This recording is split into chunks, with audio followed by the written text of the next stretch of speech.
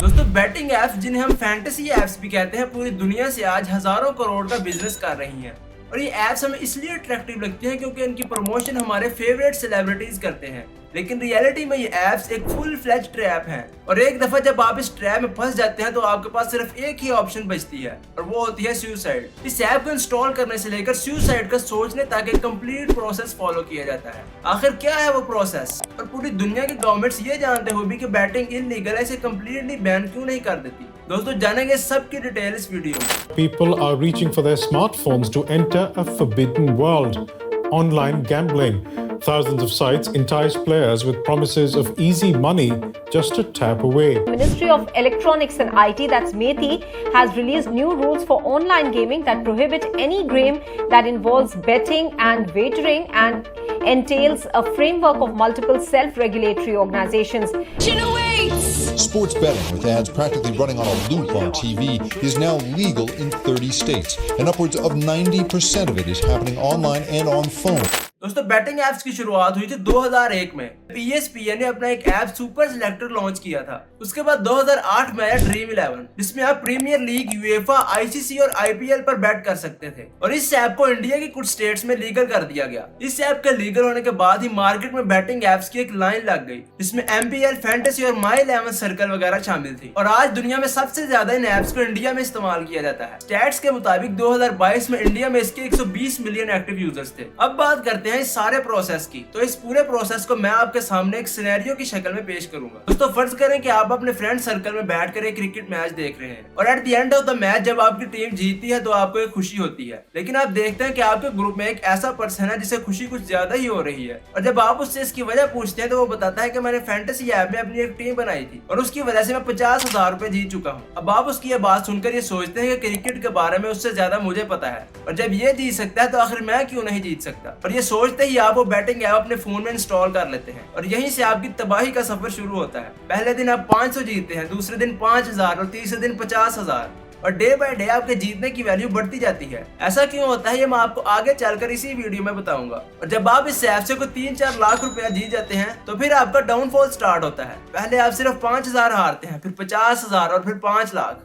आपको लगता है कि ये बाय चांस हो रहा है लेकिन इसके पीछे एक पूरी प्लानिंग होती है। अब आप लोगों से भी पैसे लेकर इसमें लगाना शुरू कर देते हैं, यहाँ तक कि अपने फ्रेंड्स, फैमिली मेंबर्स और बैंक से भी लोन लेकर इसमें झोंक देते हैं और at the end of the day आप सारे पैसे हार जाते हैं। वो लोग जिनसे आपने पैसे लिए होते हैं जब वो अपने पैसे वापस मांगते हैं तो उस वक्त आप एक डिप्रेशन में चले जाते हैं। डिप्रेशन के बाद स्लीपलेसनेस और फिर एक ही ऑप्शन बचता है सुसाइड। और पूरी दुनिया में न जाने कितने लोग हर रोज इसी वजह से सुसाइड करते हैं। अब इस पूरे प्रोसेस के पीछे कुछ फैक्टर्स होते हैं जिसमें सबसे पहले आते हैं कस्टमर एक्विजिशन, यानी किसी तरह कस्टमर को अपने ऐप पर लाना। तो इसके लिए वो हमारे फेवरेट प्लेयर्स, सेलिब्रिटीज और पब्लिक फिगर्स को उठाते हैं, बल्कि उन्हें मिलियंस ऑफ रुपीस देकर खरीद लेते हैं। और प्लेयर्स भी ऐसे होते हैं जो कि वर्ल्ड क्लास हों, जैसे कि धोनी ड्रीम 11 को प्रमोट करते हैं और कोहली एमपीएल फैंटेसी लीग को। उसके अलावा राजपाल यादव जैसे कॉमेडियंस को भी ये लोग इस्तेमाल करते हैं। आज मैं आपको एक जादू दिखाता हूँ, इस 100 रुपए को 200 बनाता हूँ। अंतर मंतर जादू निरंतर, गिल्ली गिल्ली गब्बा, सो गया अब्बा, पैसे की गड्डी, बच्चे की चड्डी, कुत्ता भागा लेकर हड्डी, साबुन छोड़े कस के बबल, देखो पैसे हो गए डबल। मजा आया? क्यों आया भाई? पैसे तो मेरे डबल हुए, आपको क्या मिला? मजा तो तब है जब पैसा आपका डबल हो और ऐसा हो सकता है। जादू करने के लिए उठाइए अपना मोबाइल फोन और अभी टाइप कीजिए खेलो यार। सिर्फ इंडिया में नहीं बल्कि पाकिस्तान में भी इनकी प्रमोशन वाज़ेह तौर पर देखी जा सकती है और इसकी एग्जांपल है पीएसएल की शर्ट्स। पीएसएल 8 के सीजन में कराची की शर्ट्स पर 1xBet, कोयटा की शर्ट्स पर बीजे स्पोर्ट्स और लाहौर की शर्ट्स पर एमसीएल बैट्स के लोगो वाज़ेह तौर पर देखे जा सकते हैं। और ये सेलिब्रिटीज ये जानते हुए भी कि ऐसा करना गलत है फिर भी इन्हें स्पॉन्सर करते हैं और फिर ये सेलिब्रिटीज लोगों को ये कहते हैं कि ये एक गेम ऑफ रिस्क नहीं है बल्कि गेम ऑफ स्किल्स है, यानी कि जिसको क्रिकेट के बारे में जरा ज्यादा पता होगा उसके जीतने के चांसेस ज्यादा हैं। उसके अलावा वो इन एप्स को ऐसे पोर्ट्रे करते हैं कि ये गैम्बलिंग ऐप्स नहीं बल्कि इन्वेस्टमेंट ऐप्स हैं। गैम्बलर नहीं है, इन्वेस्टर। और मैं चाहता हूँ आप लोग भी इन्वेस्ट करना सीखें। तो आप भी किंग वाली लाइफ जीना चाहते हैं मेरी तरह?